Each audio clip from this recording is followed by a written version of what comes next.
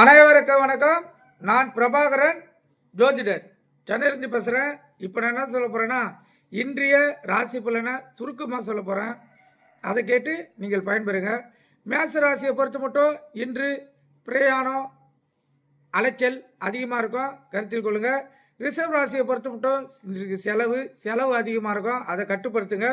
மிதுன ராசியை பொறுத்த மட்டும் இன்று கோபம் அதிகமாக வரும், அமைதியாக இருந்துருங்க. கடகராசியை பொறுத்த மட்டும் இன்று சிந்திச்சுனே இருப்புங்க, கவனம் தேவை, விழிப்புணர்வோடு சிந்திங்க, அப்போ தான் அந்த நாள் சிறப்பாக அமையும்.